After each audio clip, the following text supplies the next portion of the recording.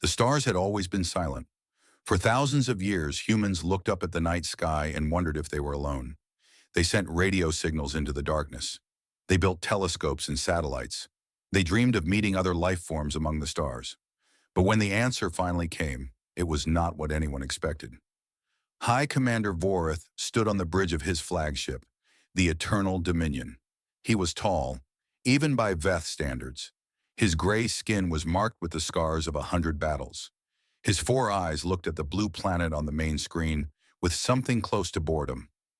"This is the world?" he asked his second in command. "Yes, High Commander. The natives call it Earth." Vorath made a sound of disgust. "Look at it.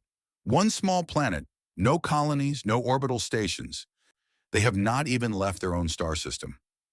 The Veth Dominion had ruled the galaxy for 10,000 years. They had conquered 17 different species. Their technology was so advanced that most races could not even understand how it worked. Their ships could cross the galaxy in weeks. Their weapons could crack planets like eggs. And now they had found Earth. The intelligence reports were almost funny. Humans were soft creatures. They had no natural weapons, no claws, no armor, no poison. They lived short lives of maybe 80 or 90 years. They spent most of their time fighting each other over pieces of their small world. Their most powerful weapons were nuclear bombs. The Veth had stopped using such primitive things 5,000 years ago. "How long will the conquest take?" Vorath asked. His tactical officer checked the data. "Based on their military capacity, population distribution, and technological level, I estimate 6 to 8 hours for complete subjugation." "Make it 4, Vorath said. "I want to return home before the celebration season." The Veth Armada moved into position around Earth. 300 capital ships. Each one was larger than a human city. Each one carried enough firepower to destroy a continent. The fleet blocked out the sun as they took their positions. On Earth, people looked up and saw the sky go dark. They saw the massive shapes of alien ships. They felt fear like they had never felt before. Every television, every radio, every phone received the same message. The Veth had learned human languages from their radio signals. They knew how to communicate. "People of Earth," the message said, "you are now subjects of the Veth Dominion. You will surrender immediately. You will give up all weapons. You will accept our rule. If you resist, you will be destroyed. You have 1 hour to respond." The world went mad. Some people ran into the streets screaming. Some prayed. Some tried to fight. Military forces around the world pointed their weapons at the sky, knowing it was hopeless. But something strange happened in those first minutes. Something the Veth did not expect. The leaders of Earth talked to each other. Countries that had been enemies for centuries suddenly found themselves on the same side. In less than 30 minutes, a global council was formed. Presidents, prime ministers, generals, and scientists all came together. They looked at the situation clearly. They counted the enemy ships. They measured the power readings from alien weapons. They calculated their chances of winning a fight. The math was simple. If humanity fought, humanity would die. Not just the soldiers, everyone. The Veth had the power to burn the entire planet to ash. The council voted. It was almost unanimous. Earth's response was sent exactly 45 minutes after the Veth message. It was one word: no. High Commander Vorath received the response and laughed. "They refuse? These insects refuse the Dominion?" "It appears so, Commander." "Then we will teach them what refusal costs." Vorath gave the order. A single plasma lance fired from his flagship. It was not aimed at a military base or a government building. It was aimed at a major city.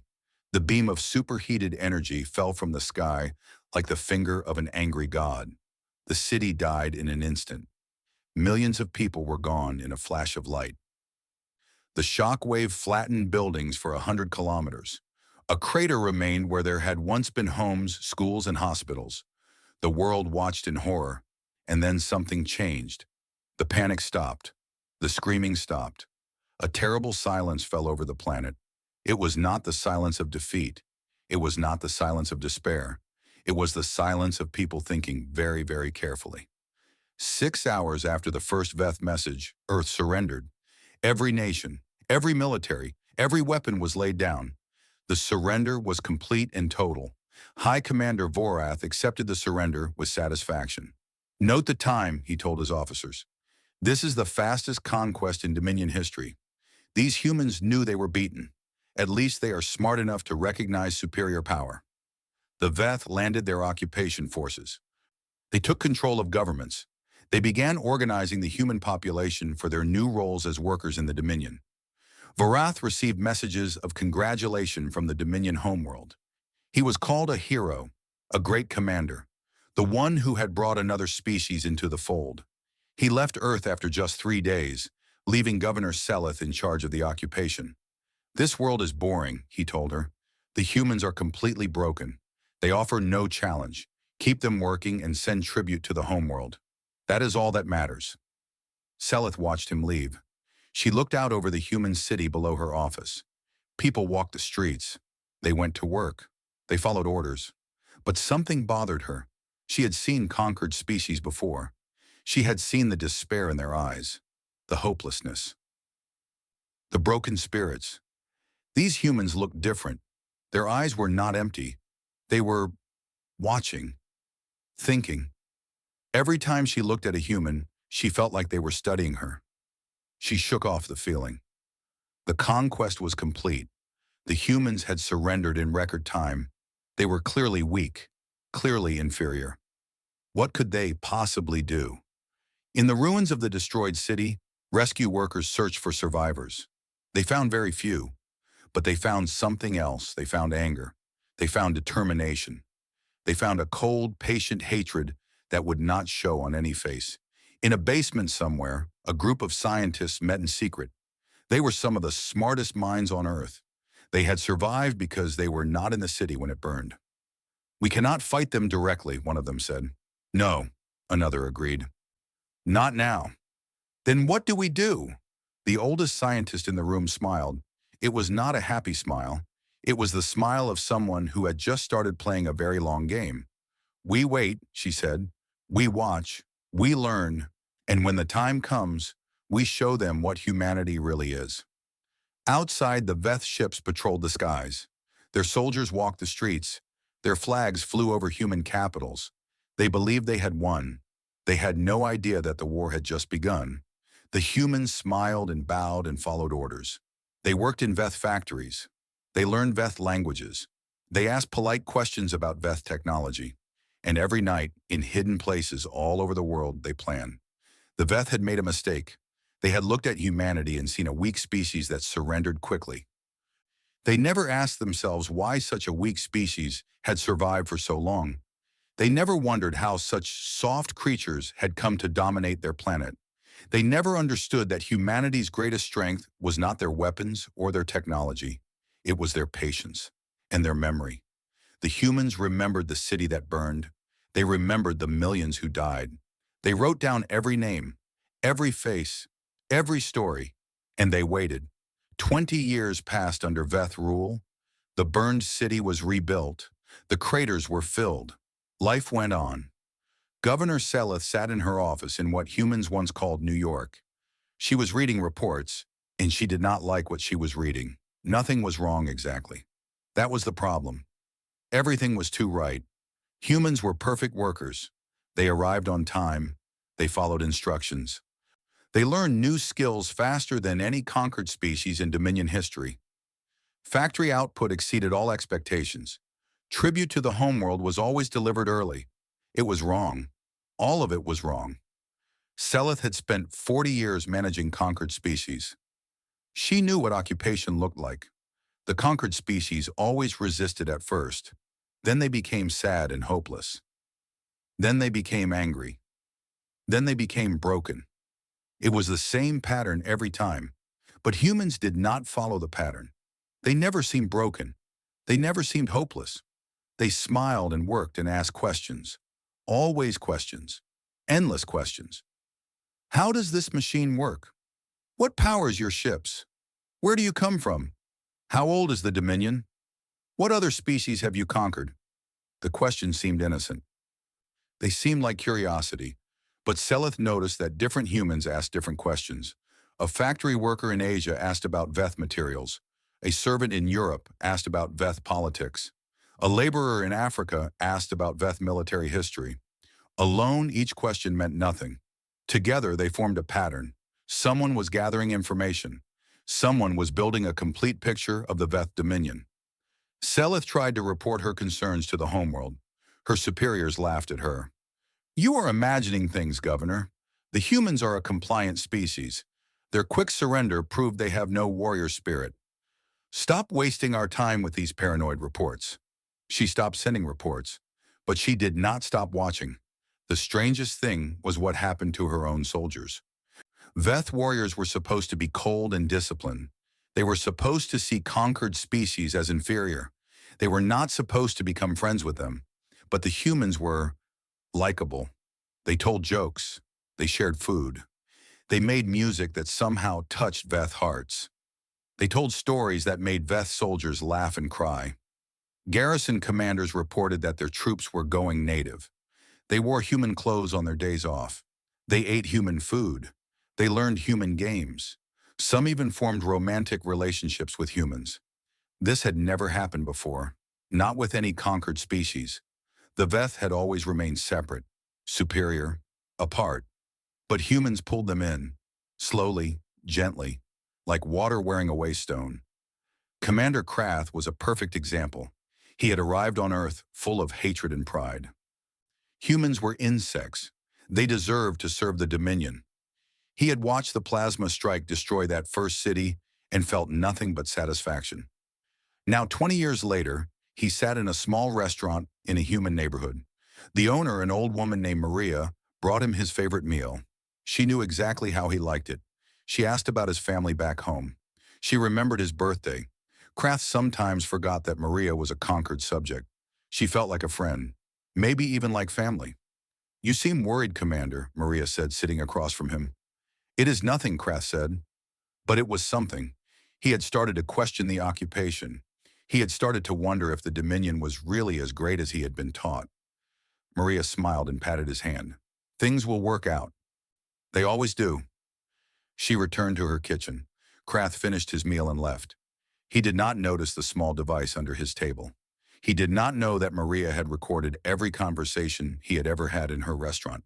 He did not know that Maria was part of a network that spread across the entire planet. He thought she was just a kind old woman who made good food. He was wrong.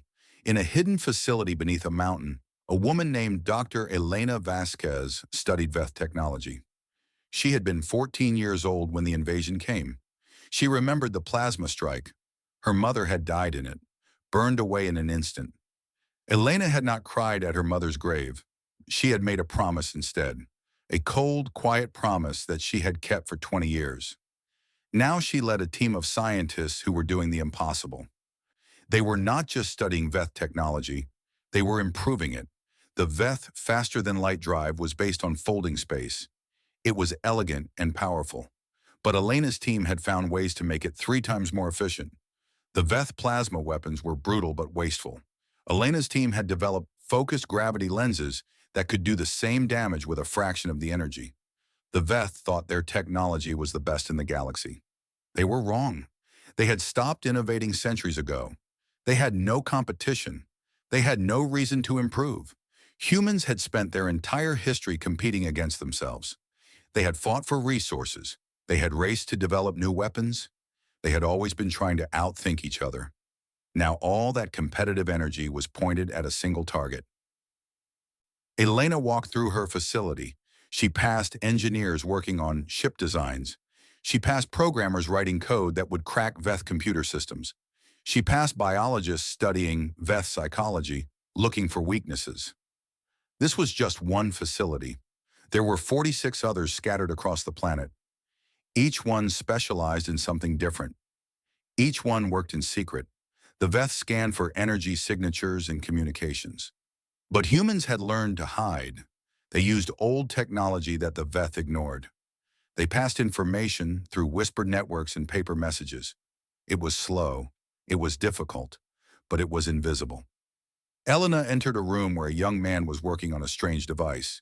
It looked almost organic, almost alive. "Progress?" she asked. "The interface is ready," he said. "We can tap into Veth communication networks without them knowing. We will hear everything they say to each other. Elena nodded. Good. What about the psychological analysis? Another scientist looked up from her notes. We understand them now. The Veth are hierarchical. They respect power and tradition, but their power structure is fragile. Every high commander wants to replace the one above them. Every governor guards their position jealously. They do not trust each other. So we use that, Elena said. We will, but we need more time. We need to build the ships. We need to coordinate with the other conquered species. Elena looked at a calendar on the wall. It showed a date circled in red. The 25th anniversary of the invasion. 5 more years.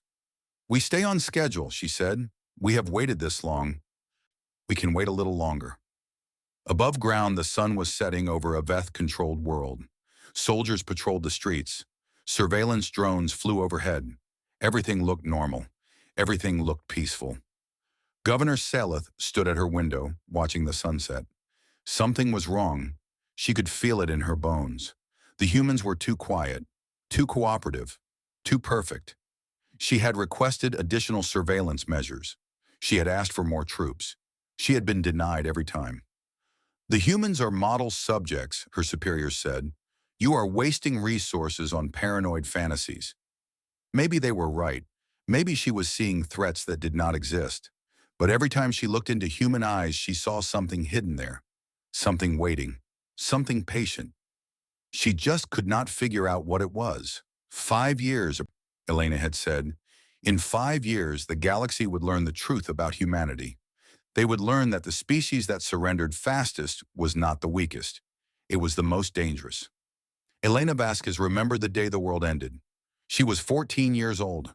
She was walking home from school. The sky turned dark as the Veth ships blocked the sun. She remembered running home. She remembered the emergency broadcasts. She remembered her mother's face, calm and strong, telling her everything would be okay. Then the plasma strike came. Elena was 3 kilometers away when it hit. The flash blinded her. The shock wave threw her against a wall. When she could see again, there was nothing left. Her home, her neighborhood, her mother, all gone. Just a crater and ash. She did not cry. Something inside her went cold that day. Cold and hard and patient. Now she was 39 years old. She stood in the heart of Project Prometheus, the secret that would change everything. The facility was hidden beneath an old mountain. The Veth had scanned it 100 times. They found nothing. Humans had learned to build in ways that alien sensors could not detect. They used old materials, old methods, things the Veth thought were too primitive to matter. That was the secret. The Veth looked for advanced technology. They never looked for clever use of simple technology. Elena walked through the main laboratory. Hundreds of scientists and engineers worked on different projects. Some built weapons, some designed ships, some studied Veth biology, some worked on computer systems. Every person here had lost someone in the invasion. Every person had the same cold fire in their hearts.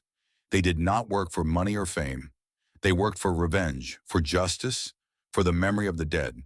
Her second in command, a man named James Chen, fell into step beside her. The fleet is ahead of schedule, he said. 17 ships are complete. Another 40 will be ready within the year. And the other sites? All on track. The Brazilian facility finished the gravity weapons. The Russian site has cracked Veth encryption. The Australian team successfully tested the new drive system. Elena nodded. 47 facilities across the planet, each one working on a piece of the puzzle. No single facility knew everything. If the Veth discovered one, the rest would survive. This was how humans had always fought. Not with one big army, but with many small groups. Guerrilla warfare. Resistance networks, cells that could not betray each other because they did not know each other. The Veth had never faced an enemy like this. They were used to hierarchies, central commands, leaders who could be killed to end a war. Humanity had no central leader, no single point of failure. They were like water. Cut them in one place, and they flowed around the wound. Elena entered a smaller room where a woman named Sarah was working on something special. Sarah had been a psychologist before the invasion. Now she was something else entirely. She was the person who understood the Veth better than the Veth understood themselves. Report, Elena said. Sarah pulled up data on a screen. 25 years of observation, thousands of conversations recorded. We know how they think. We know what they fear. We know how to break them. Tell me, Sarah smiled. It was not a kind smile. The Dominion looks strong from outside, but inside it is rotting. Every high commander wants to be supreme leader. Every governor thinks they deserve more power. They trust no one. They form alliances and break them. They spy on each other constantly. We can use that. We already are. Our agents have been feeding false information to different factions for years. Each commander thinks the others are plotting against them. When we strike, they will not work together. They will suspect each other first. Elena felt something she had not felt in years. Hope. Real hope. What about the other conquered species, she asked. That is the best part. Sarah changed the display. It showed a map of the galaxy with 17 different species marked. They have been watching us. They saw us surrender quickly. They thought we were weak. But over the years, our agents have made contact with resistance movements in every conquered species. They are willing to fight? They are waiting for a signal. They do not believe they can win alone. But if someone shows them it is possible... Sarah let the sentence hang. Elena understood. Humans would be the spark. Other species would be the fire. She thought about her mother. She thought about the millions who died. She thought about the 25 years of pretending to be weak, of smiling at Veth soldiers, of bowing and scraping and asking polite questions while rage burned inside. All of it was for this moment. "Show me the fleet," she said. James led her to another section of the facility. They went down a long tunnel that opened into an enormous underground cavern. And there they were. Ships. Human ships. Unlike anything the Veth had ever seen. They were built from asteroid material, assembled in secret bases throughout the solar system. The Veth watched Earth carefully, but they ignored the asteroids. Why would primitive humans go there? So humans went there. They built shipyards in the cold and dark. They worked in secret for 2 decades. And now they had a fleet. The ships did not look like Veth vessels. Veth ships were smooth and elegant. Human ships were angular and strange. They were designed to disturb Veth minds on a subconscious level. Every curve, every angle was calculated to cause unease. 57 ships complete, James said. Another 100 in various stages of construction. Each one is faster than anything the Veth have. Each one carries weapons they cannot defend against. Crews? Volunteers. More than we need. Everyone wants to be part of this. Elena touched the hull of the nearest ship. Cold metal under her fingers. 25 years of work. 25 years of patience. There is one more thing, James said. Something we did not plan for. Elena looked at him with concern.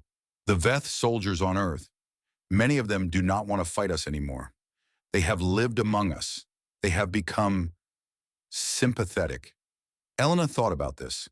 She thought about the reports she had read. Veth soldiers who had human friends. Veth officers who had fallen in love with humans. Veth who had started to question their own empire. Can we use them? Some have already approached our agents. They want to help. They are ashamed of what the Dominion has done. This was unexpected. Elena had spent 25 years hating the Veth. All of them. She had never considered that some of them might be different. But war was not about feelings. It was about winning. Recruit the ones we can trust, she said. They know things we do not. They can help. She took one last look at the fleet. Tomorrow the final preparations would begin. In 6 months, they would strike. The Veth had conquered humanity in 6 hours. They thought that proved humans were weak. They were about to learn how wrong they were. Elena walked out of the cavern. Above her, through kilometers of rock, the Veth patrolled human cities. They collected tribute. They gave orders. They believed they were masters. They had no idea that the slaves were ready to rise. And when they did, the galaxy would never be the same. The day was called the Awakening. It would be remembered for 1,000 years. It began quietly. Small things. Strange things. Things that seemed unconnected. On the Veth homeworld, High Commander Vorath received a message. It appeared to come from High Commander Threll, his oldest rival. The message contained evidence that Threll was planning to assassinate him and take his position. Vorath was furious. He had suspected Threll for years. Now he had proof. At the same moment, Threll received a message that appeared to come from Vorath.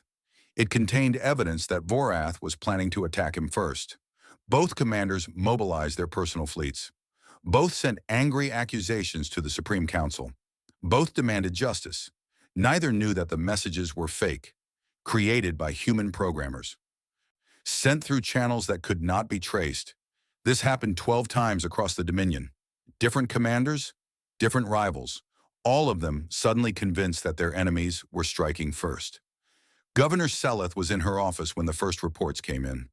The military communication network was going crazy. Every commander was accusing every other commander of betrayal. "What is happening?" she demanded. Her officers had no answers. The chaos seemed to come from nowhere. Then the financial systems crashed.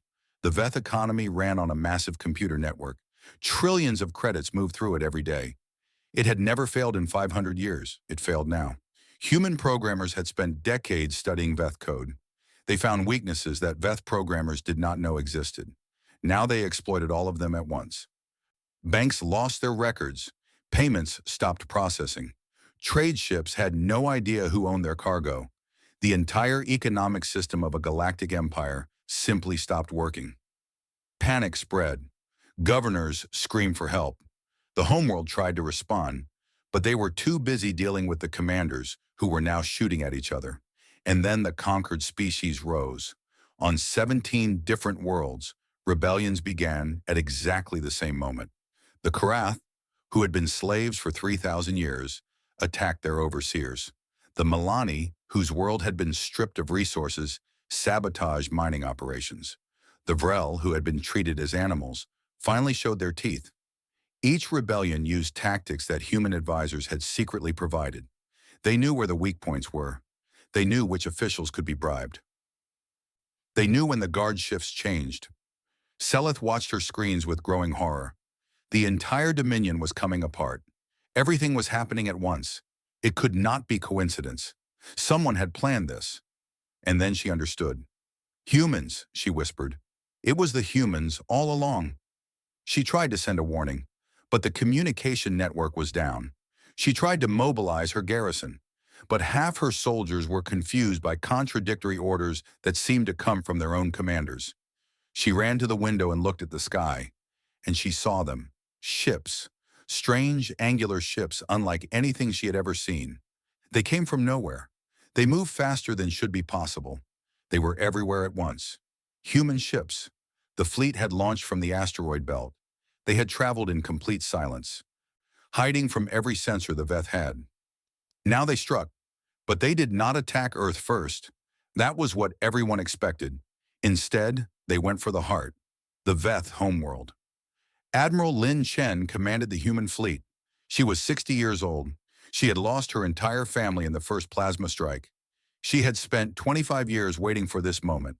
"All ships," she said calmly, "execute Attack Plan Alpha." The human fleet hit the homeworld's defenses like a hammer.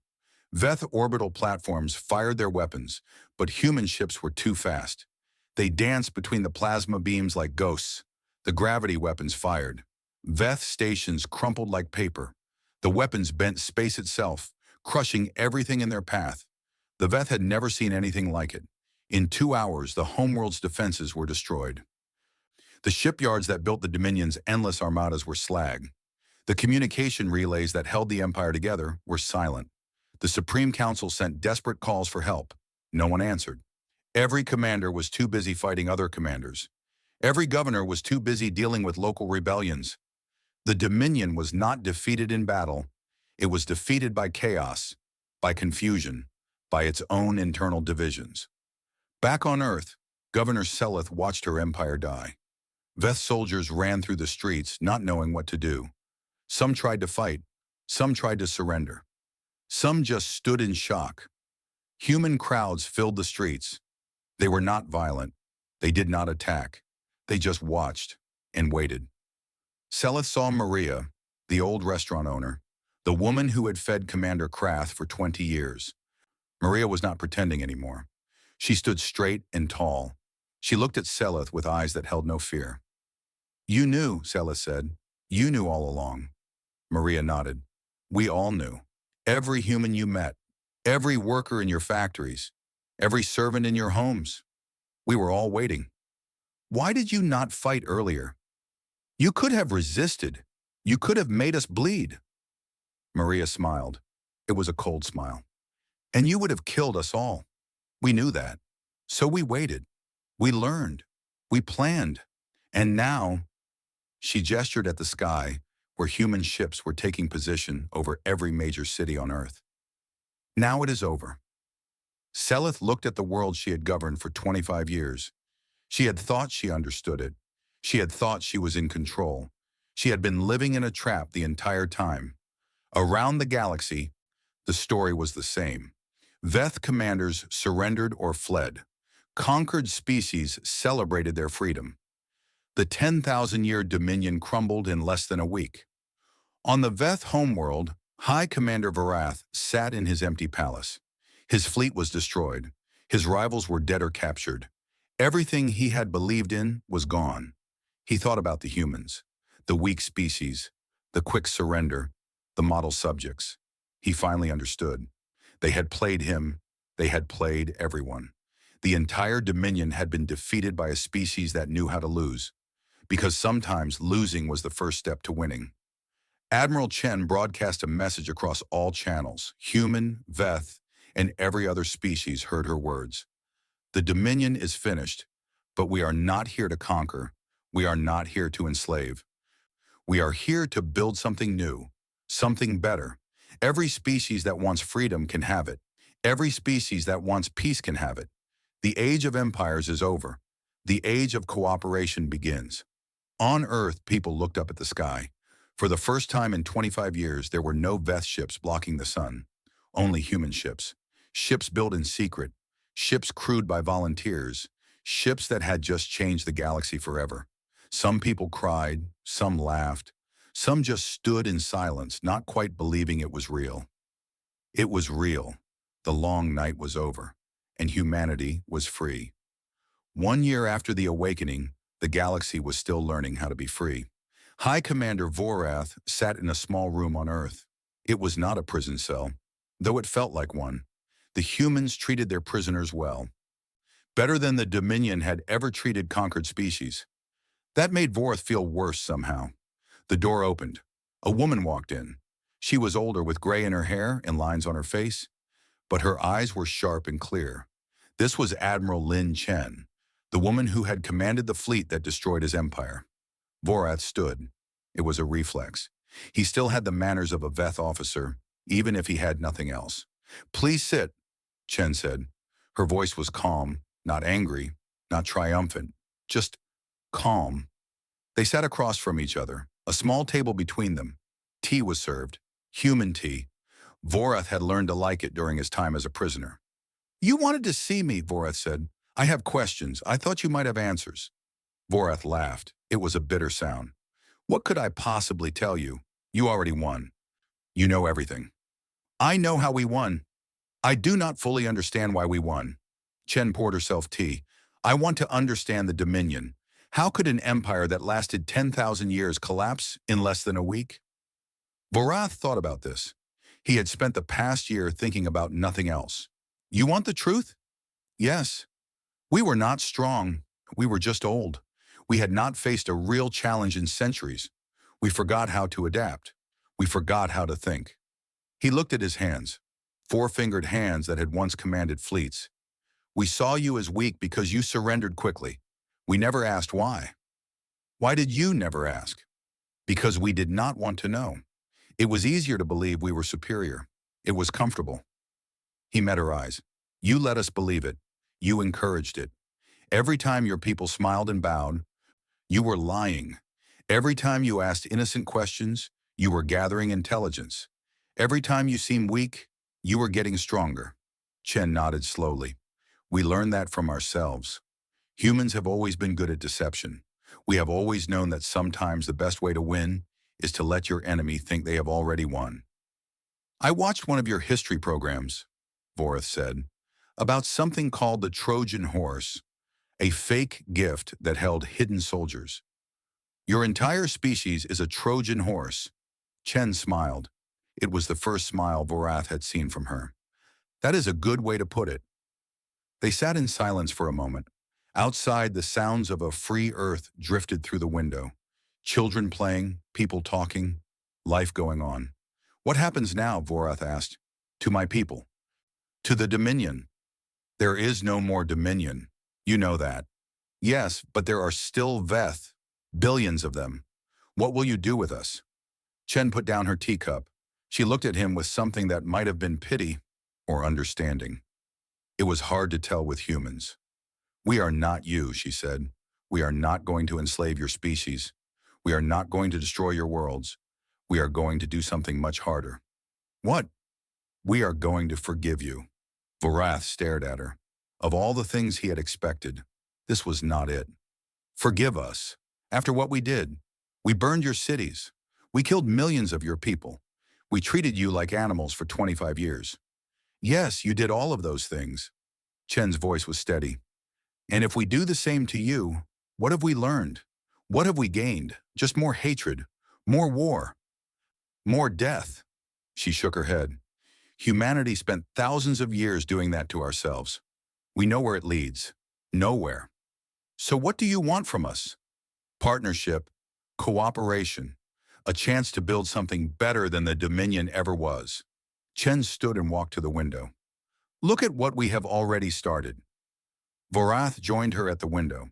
He could see the city below, and in the sky he could see ships. Not just human ships, ships from a dozen different species. They flew together in formation, working together. The Korath are helping rebuild Veth shipyards, Chen said. The Milani are sharing their agricultural technology with worlds that were strip-mined. The Vrel are teaching their medical knowledge to anyone who wants to learn. Even some of your own people are helping. My people? The ones who questioned the Dominion, the ones who became friends with humans, the ones who knew something was wrong and wanted it to change? Chen looked at him. They are not traitors, Vorath. They are the future. Vorath thought about Commander Krath, the soldier who had eaten at Maria's restaurant every week for 20 years. He had heard that Krath was now working with human diplomats, helping to build bridges between species. I still do not understand, Vorath said. How can you forgive us? How can your people look at us without hatred? Chen was quiet for a long moment. When she spoke, her voice was soft. My daughter was 3 years old when your plasma strike hit our city. She died in my arms. I could not save her. She took a deep breath. For years, I hated your kind. I wanted to burn your worlds like you burned ours. I wanted you to suffer like we suffered. What changed? I realized that my daughter would not want that. She was 3 years old. She did not understand hatred. She only understood love. If I became a monster to fight monsters, I would have lost her twice. Chen turned to face him. My daughter's memory keeps me human, keeps me kind, even when kindness is hard. Vorath felt something he had not felt in a long time. Shame. Real shame. He had commanded armies. He had conquered worlds. He had never once thought about the children who died because of his orders. What do you want from me? He asked quietly. Help us. You know the Veth better than anyone. You know which leaders can be trusted. You know which worlds need the most help. You could spend the rest of your life trying to undo the damage you helped create. Why would you trust me? Chen smiled again. That strange human smile that could mean so many things. I do not trust you. Not yet. But I believe people can change. I believe you can become better than you were. And I believe that giving you the chance to try is better than giving you a cell to rot in. Vorath stood at the window for a long time after Chen left. He watched the ships flying together. He watched the people walking the streets, humans and Veth and other species, all living side by side. It was not perfect. There was still anger, still fear, still old wounds that would take generations to heal. But it was a start. He thought about his life, all the battles he had won, all the species he had conquered. He had thought that was glory. He had thought that was strength. Now he understood what real strength looked like. It looked like a woman who lost her daughter and chose forgiveness instead of revenge. It looked like a species that surrendered in 6 hours and conquered an empire in 25 years. It looked like the hardest thing anyone could do. It looked like building something new from the ashes of the old. Vorath made his decision. He would help. He would try to undo some of the harm he had caused. He would probably never succeed completely, but he would try, because that was what humanity had taught him. You do not have to be strong. You do not have to win every battle. You just have to keep going. Keep learning. Keep trying to be better than you were yesterday. Outside, the sun was setting on a free Earth, the first truly free sunset in 25 years. People gathered to watch it, humans and aliens together. In the sky, the stars were coming out, the same stars that humanity had watched for thousands of years, the same stars that held an empire they had just defeated. The galaxy would never be the same, and humanity was just getting started.